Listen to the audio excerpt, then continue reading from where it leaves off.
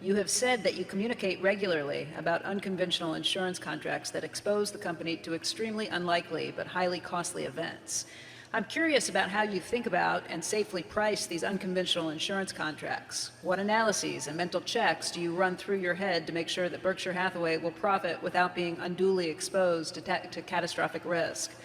Furthermore, Mr. Buffett, would you want a future CEO to continue a similarly close collaboration with the chief underwriter? We will get a microphone to Ajit in the spotlight in just a second. And there he is. Ajit, why don't you answer first if you'd like to? Hi. Obviously, the starting point, I mean, these situations where there's not enough risk, not enough data to hang our hat on, it's more of an art than a science. We start off with as much science as we can use, looking at historical data that relates to the risk in particular, or something that comes close to relating to the risk that we're looking at. And then beyond that, if there's not enough historical data we can look at, then clearly we have to make a judgment in terms of what are the odds of something like that happening.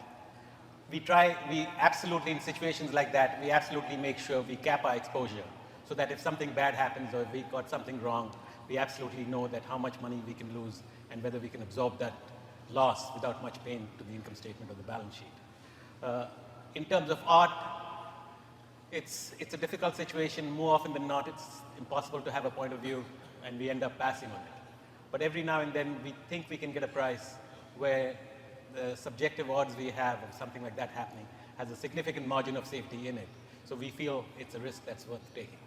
And finally, the absolute acid test is I pick up the phone and call Warren and say, Warren, here's the deal. What do you think? Okay. Your turn, Warren. Okay.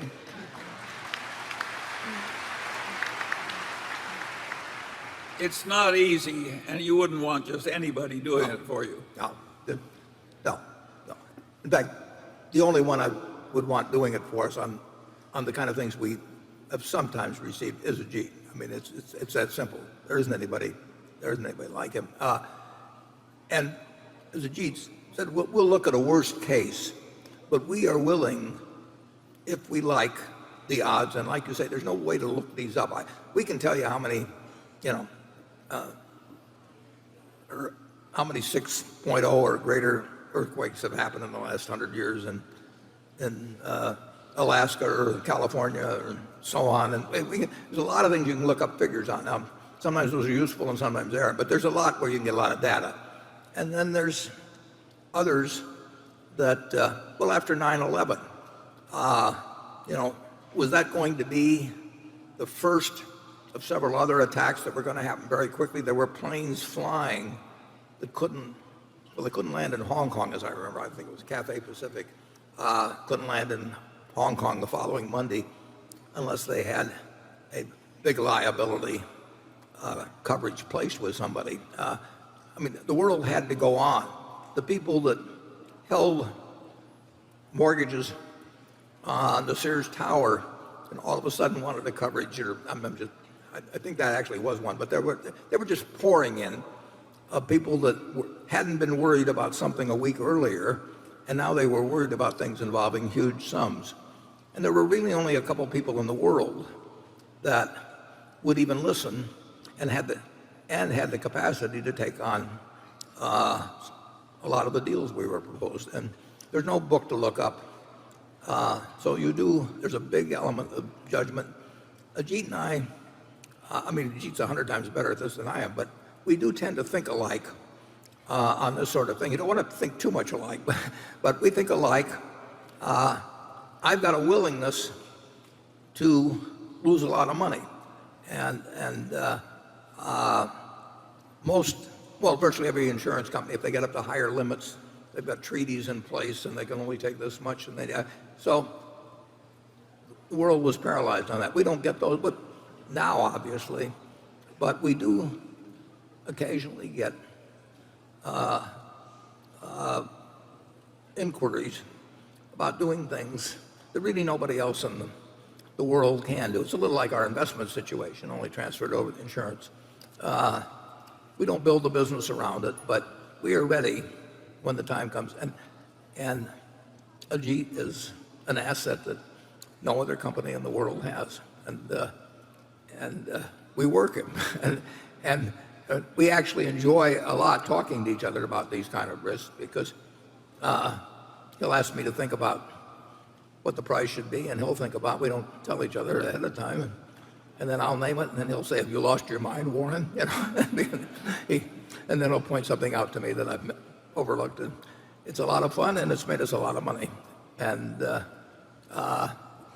shareholders of Berkshire Hathaway are extraordinarily. You can't hire people like Ajit. I mean, you know, you get them once in a lifetime. Charlie? I don't think we helped him very much. It's really difficult. There will be a time when, I mean, I probably won't be around then, but there will be a time occasionally, just like in financial markets, when things are happening in the insurance world, and basically Berkshire will be the only one, virtually the only one people turn to. But in the past, Ajit, talking to you, has added more than $50 billion to the balance sheet of Berkshire by making these oddball calls. And if he hadn't talked to me, it'd be probably 49.9 billion. Yeah, but you don't want to try. Don't try this at home. I mean, yeah, that doesn't mean it's easy. no, and it's not very teachable. I mean, No, it isn't very teachable. You're right. No, it is not. It's not something that Berkshire has some secret formula someplace for. It basically is a very unusual talent with Ajit, and We're not holding anything back. It's hard.